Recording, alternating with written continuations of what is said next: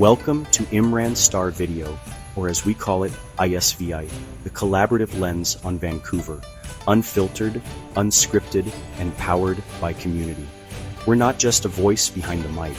We're a collective of creators, thinkers, storytellers, and city lovers coming together to spotlight the people, places, and energy that make Vancouver what it is. From coast mountain skylines to neon-lit backstreets, we're covering everything from downtown buzz to the untold stories shaping our scene. You'll find us exclusively on YouTube. No algorithms, no filters, just real talk. For behind the scenes, updates, and chaotic brilliance in real time, follow us on TikTok and Instagram. So hit subscribe, drop a comment, and help us grow from 100 to 10,000 and beyond. Because this isn't just our platform, it's yours too. Turn it up. Get into it. Let's talk Vancouver. This is ISVI.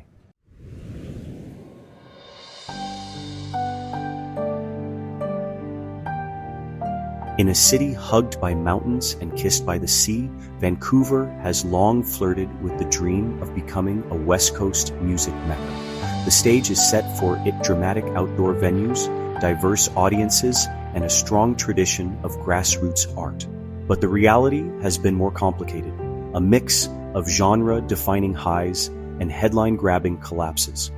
Vancouver's music festival history is not one of constant growth, but of ambition, experimentation, and reinvention. From the enduring success of the Vancouver Folk Music Festival to the spectacular downfall of the Pemberton Music Festival, the city's music festival scene tells a story of both creative brilliance and persistent logistical friction.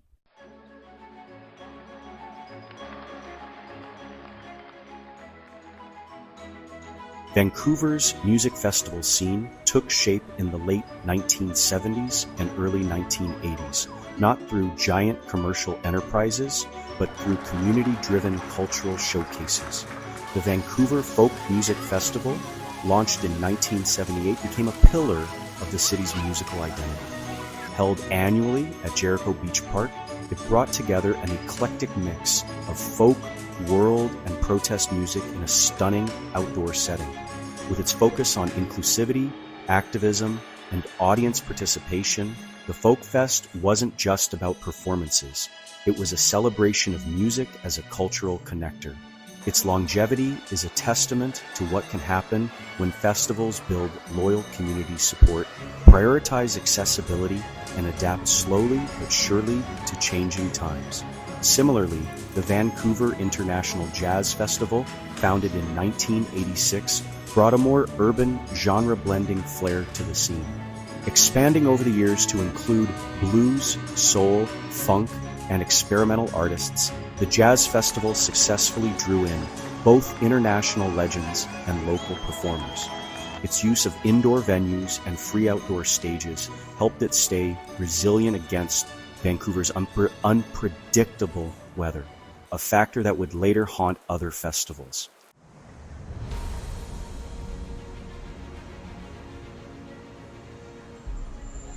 Fast forward to the 2000s and early 2010s, and Vancouver entered a new era of festival ambition, aiming to compete with major events like Coachella and Lollapalooza. The most famous and ultimately infamous of these was the Pemberton Music Festival. Though technically located in Pemberton, the festival drew tens of thousands of attendees from Vancouver and quickly became a major player in BC's music calendar. The first Pemberton Festival in 2008 was backed by Live Nation and featured huge acts like Coldplay and 9 Inch Nails. But despite its strong debut, Pemberton struggled with infrastructure, traffic chaos, and financial instability, leading to an 8-year hiatus. When it was revived in 2014 by new organizers, it grew rapidly and hosted acts like Kendrick Lamar, Pearl Jam, and The Killers. Yet behind the scenes, the festival was hemorrhaging money.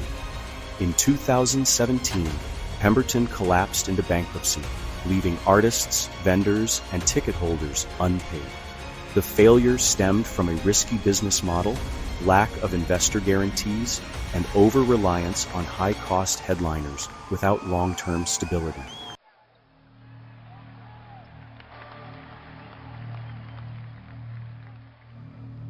In 2018, another large-scale festival emerged, Skookum Music, Food and Art Festival, held at Stanley Park, with headliners like Florence Plus, The Machine and the Killers, and a focus on blending music with culinary and visual art experiences. Skookum was hailed as a fresh, creative direction for Vancouver's festival scene. Reviews were glowing, and the location was iconic.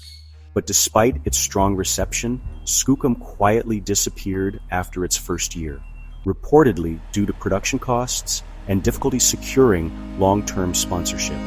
Its sudden silence left fans wondering whether Vancouver could sustain a flagship festival at all.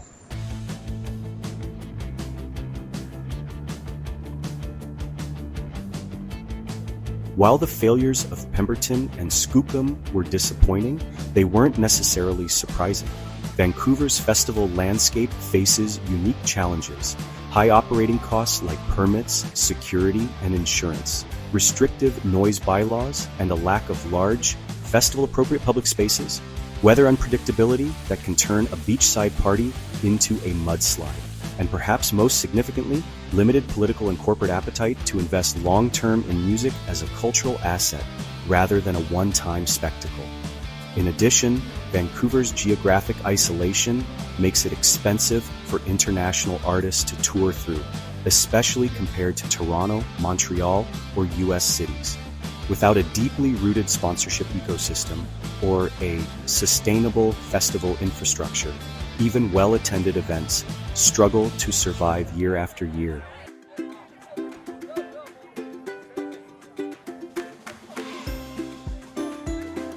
In contrast, Vancouver's most successful festivals have been smaller in scale, community-rooted, and slower growing. The Vancouver Folk Fest and Jazz Fest remain key fixtures because they've adapted while staying true to their missions. Likewise, genre-specific festivals such as the Indian Summer Festival, Westward Music Festival, and Vancouver Mural Festival's music programming are gaining steady traction. These events emphasize local talent, community partnerships, and creative programming over big budget lineups. In recent years, a new model has begun to take shape: micro-festivals and pop-up music events. From rooftop jazz shows to indie showcases in East Vancouver warehouses, the scene is evolving to focus on intimacy, curation, and cultural relevance.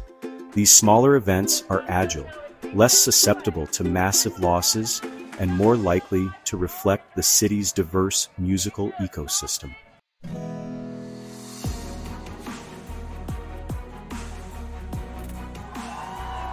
Just as a good song needs rhythm, balance, and emotional resonance, a successful music festival thrives on its ability to bring people together, tell a story, and reflect its surroundings. Despite its logistical challenges, Vancouver has proven that when music festivals are done right, they offer incredible cultural, economic, and social benefits to the city and its people. In fact, the very elements that make Vancouver a difficult place to host large events, its natural setting, community values, and diverse population, also make it uniquely rewarding when the conditions align.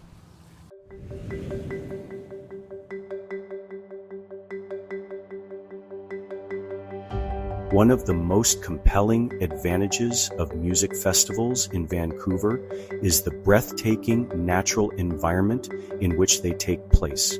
Whether it's the mountains looming behind a Stanley Park stage or the ocean breeze sweeping through Jericho Beach during the Folk Festival, few cities in the world offer such scenic backdrops for live music. This not only enhances the sensory experience for attendees, but also helps create iconic imagery and atmosphere that resonates far beyond the stage. Music in Vancouver doesn't just fill a venue, it flows into the landscape. Another major benefit is the diversity and inclusivity that characterizes many of the city's most successful festivals.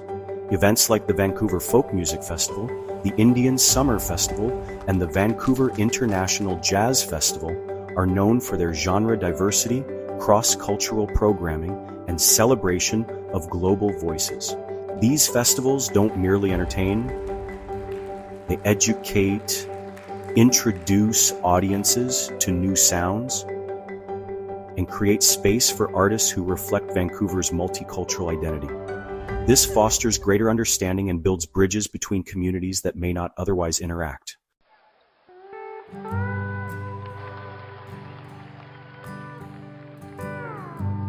Vancouver's music festivals also offer valuable platforms for local and emerging artists. In a city where it's often difficult for smaller acts to break through due to limited venue availability or competition for stage time, festivals provide crucial visibility. Opening for international headliners, playing curated showcases, or participating in panel discussions and workshops can help local musicians build audiences, network with industry professionals, and gain professional legitimacy. This grassroots support is essential to sustaining a healthy music ecosystem. Economically, music festivals can provide a substantial boost to local businesses and tourism. Hotels, restaurants, transit systems, food vendors, and retail shops often see significant increases in traffic during festival weekends. Pop-up markets, artist booths, and food trucks benefit from the surge of attendees, and many festivals intentionally design their programming to support local economies. In a city like Vancouver, where small businesses face rising operating costs, the temporary spike in revenue brought by a well-executed festival can be deeply impactful.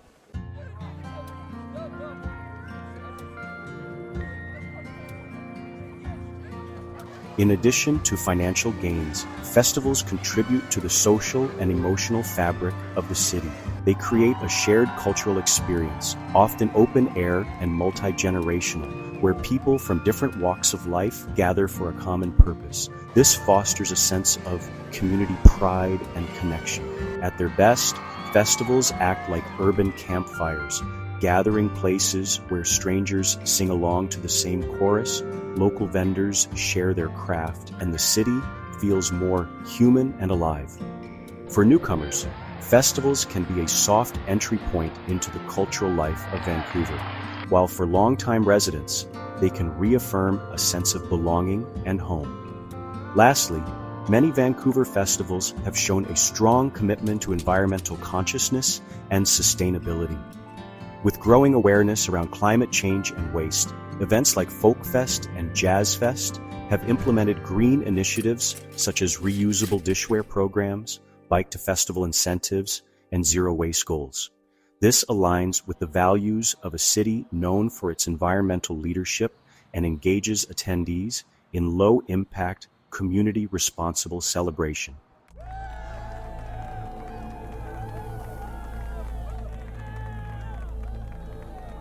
Yet, just as every chord progression has its dissonance, the music festival scene in Vancouver isn't without its challenges. Behind the joyful crescendos and community sing-alongs lies a more complicated reality, one shaped by regulatory hurdles, high operating costs, and urban limitations that often undermine even the most promising events. For every successful festival that finds its groove, there are others that fall flat due to obstacles that are financial, environmental, or political in nature.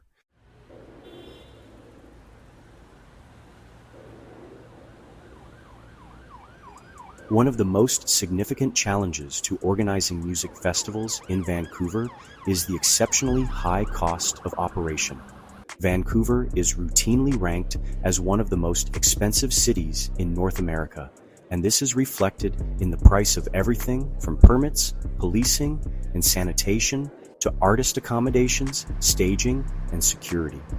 Independent promoters and community-driven festivals often lack access to the corporate sponsorships that help offset these costs in other cities, making it difficult to sustain events over multiple years without incurring losses.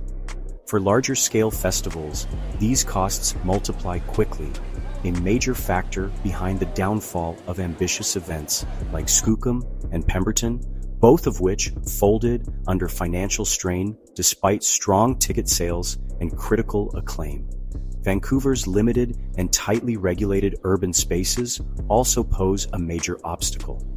Unlike cities with expansive fairgrounds or purpose-built festival zones, Vancouver's central event spaces, such as Stanley Park, Jericho Beach, or downtown plazas, are surrounded by residential areas or protected green space.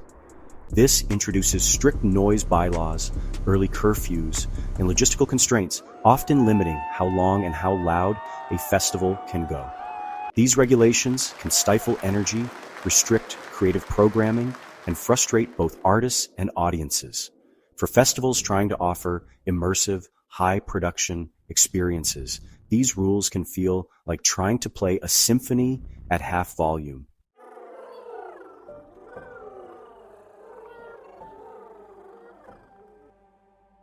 Another persistent issue is Vancouver's unpredictable weather, particularly during spring and early summer when many outdoor festivals are scheduled. Sudden rain, temperature drops, or windstorms can significantly affect attendance, artist performances, and equipment safety.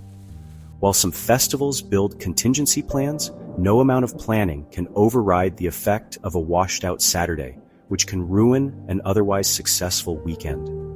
This unpredictability raises financial risks and insurance premiums, discouraging new entrants from testing the waters.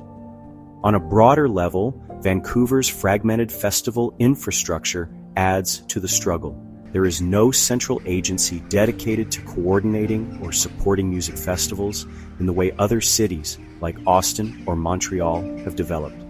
This results in duplicated efforts, inconsistent support from municipal departments, and a lack of long-term strategy for growing the city's music ecosystem. Without a streamlined framework for applying for funding, obtaining permits, or accessing public space, many festival organizers, especially first-time or community-based groups, find the process overly bureaucratic and discouraging.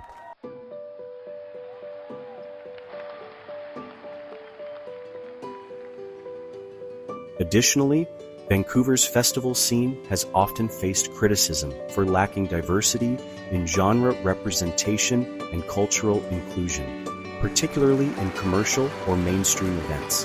While some festivals actively engage BIPOC artists and organizers, others have struggled to reflect the full breadth of the city's musical identity. This disconnect can alienate entire communities and limit a festival's cultural impact. Successful inclusion requires more than token acts. It demands intentional programming, partnerships with diverse cultural organizations, and equitable access to stages and resources. Lastly, there is the issue of festival fatigue and oversaturation. In a city where housing costs are high and discretionary, spending is tight. Asking residents to attend multiple ticketed events in a short span can lead to low turnout or financial burnout. Add to this the rise in free, city-sponsored public events, and independent festivals face the challenge of competing not just with each other, but with a crowded cultural calendar. This competition can dilute audiences, stretch media attention, and leave underfunded festivals struggling to break even.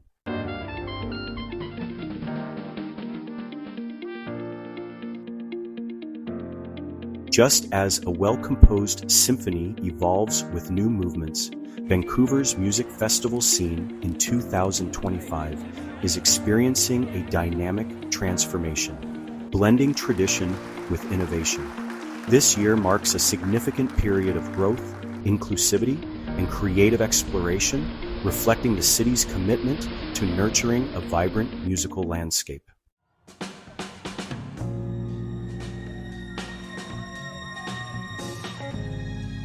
Celebrating its 40th edition, the Vancouver International Jazz Festival continues to be a cornerstone of the city's musical identity.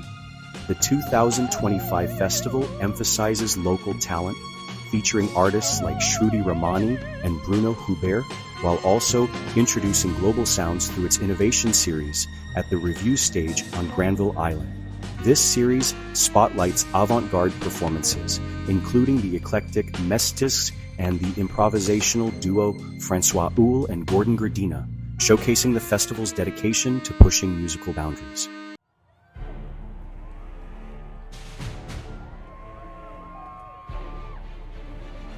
Returning to Izalmuxw Jericho Beach Park from July 18th to 20th, the Vancouver Folk Music Festival's 48th edition promises a rich tapestry of sounds. The lineup includes genre-defying cellist Chris Dirksen, the high-energy fusion of Les Mamans du Congo, Wabin, and the psychedelic North African grooves of Bab el Blues. This diverse array of artists underscores the festival's commitment to celebrating music's power to unite across cultures.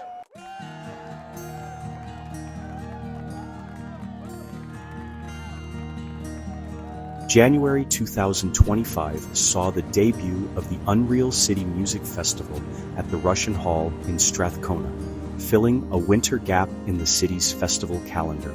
Featuring a lineup of local indie bands like Dead Soft and Laloon, the festival emphasizes community engagement and affordability, with early bird tickets priced at $30. Organizers, many of whom are musicians themselves, aim to establish this event as an annual fixture that supports Vancouver's eclectic rock scene. Scheduled for August 18th to 23rd, the Vancouver International Music Festival offers a platform for classical music enthusiasts, featuring performances ranging from Baroque to contemporary styles. Held at the VSO School of Music in Vancouver Playhouse, the festival includes daily concerts, recitals, and workshops, fostering a space for musicians of all ages and backgrounds to connect and inspire.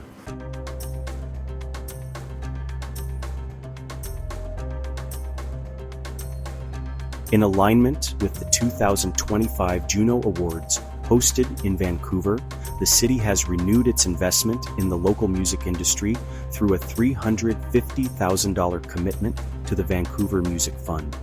This initiative supports Indigenous and underrepresented groups, offering grants for demo recordings and business development, thereby promoting a diverse and thriving music sector.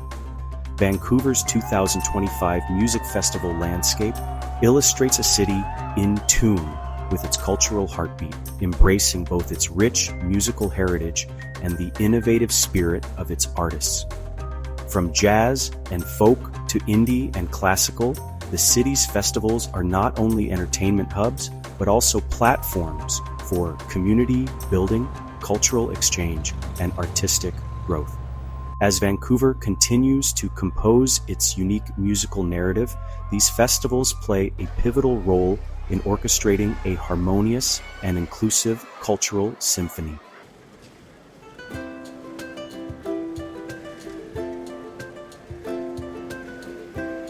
While nightclubs may dominate the city's after-hours pulse, Vancouver's music story is far richer than its nightlife alone suggests. Like a song with a quiet verse before the chorus, much of the city's true musical heart beats in unexpected places: community halls, DIY studios, pop-up galleries, rooftop shows, and public plazas, where artists and audiences come together to create something lasting, intimate, and uniquely West Coast.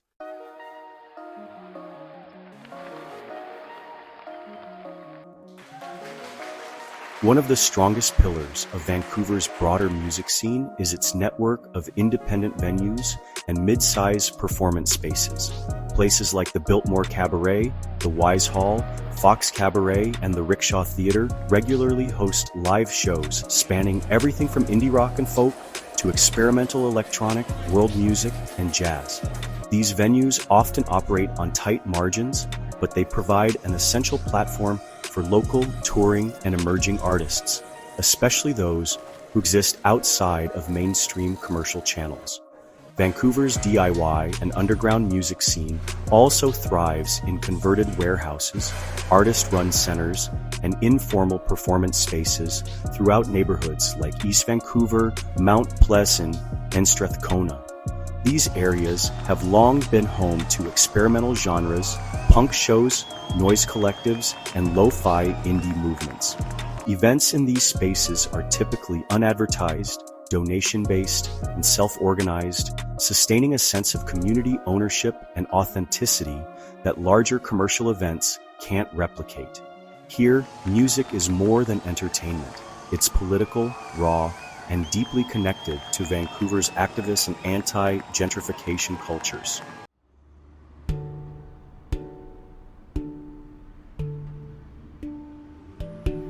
Academic institutions also play an influential role in the city's musical ecosystem. The University of British Columbia, Simon Fraser University, and Vancouver Community College are all home to strong music departments that support classical, jazz, contemporary, and experimental composition. These schools host public recitals, student showcases, and seasonal concerts that give new generations of musicians a space to grow and engage with audiences. The Chan Center for the Performing Arts, located at UBC, is one of the most acoustically impressive concert halls in the country and regularly hosts world-class performances in classical, global, and contemporary music. Another major strength in Vancouver's broader scene lies in its artist-run labels and collectives. Groups like Mood Hut, Pacific Rhythm, and Chapel Sound have garnered international attention for their contributions to ambient, electronic, and genre-blending underground music.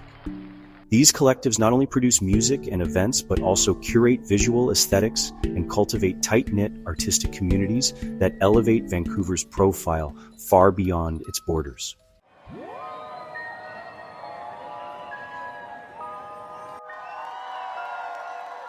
Public and government-supported programming also helps weave music into the city's everyday life. During warmer months, Vancouver's Summer Sounds series brings free live music to parks and community plazas, supporting local musicians and making live music accessible to all. The city's Public Art and Cultural Services Department also collaborates with musicians for street stage activations and cultural festivals. These efforts are crucial for maintaining a music culture that's inclusive, decentralized, and community-driven. Importantly, Vancouver's music scene has also seen growing recognition and amplification of Indigenous musicians, Black artists, immigrant voices, and gender-diverse performers. Through festivals, grants, collectives, and spaces like the Culch and Vivo Media Arts Center, these artists are pushing boundaries and reclaiming narratives, ensuring the scene is not only diverse in genre, but also in perspective and experience. In sum, while Vancouver's mainstream music infrastructure may not rival larger cultural capitals, its broader music scene is defined by depth, resilience, and creativity. It is a place where a rooftop folk set can feel just as powerful as a stadium show, and where the most unforgettable performances might happen in a dimly lit back room rather than under spotlights. Beyond the dance floor and EDM drops, Vancouver's music is alive in the margins, evolving in the cracks and growing louder by the day.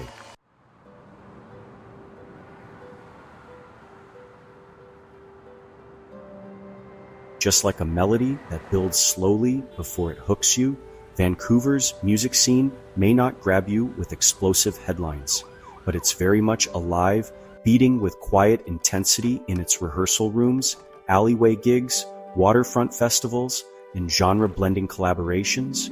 The answer is yes. Vancouver absolutely has a music scene, but it's one that often lives beneath the surface, thriving in community spaces, cultural centers, and grassroots collectives rather than corporate arenas or major label pipelines.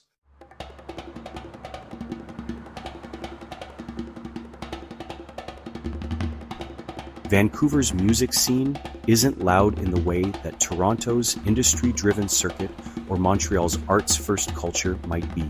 Instead, it's defined by intimacy, resilience, and intentionality. It's a scene that favors genre experimentation over radio formulas and values community engagement over commercial clout. Here, you'll find a folk singer performing barefoot in a beach park at sunset, an indigenous hip-hop artist spitting fire at an anti-displacement rally, or a string quartet tuning up in a neighborhood library.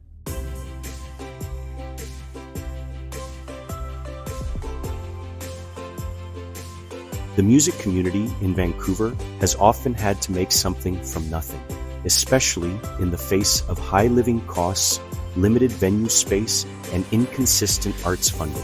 But these constraints have also sparked creativity, from the city's underdog indie collectives to its genre-defying micro-festivals. Musicians in Vancouver have built a culture of collaboration, experimentation, and mutual support. Whether you're into electronic ambience, Punjabi pop, cello-driven metal, or bedroom-produced lo-fi soul, there's a space here if you know where to look.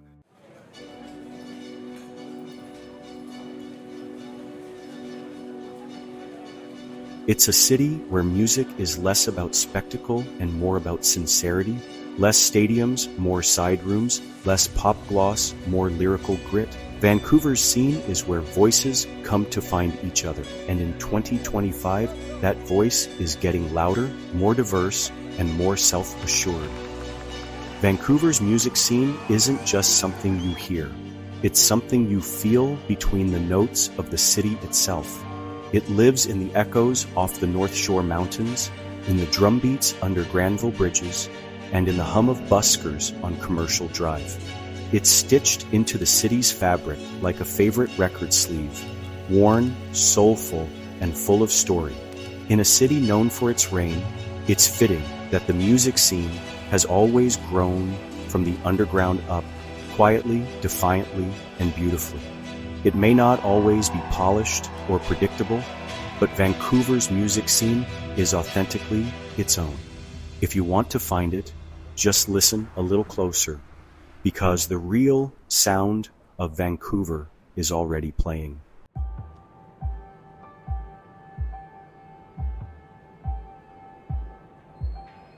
And just like that, the city's pulse slows, but the story doesn't stop.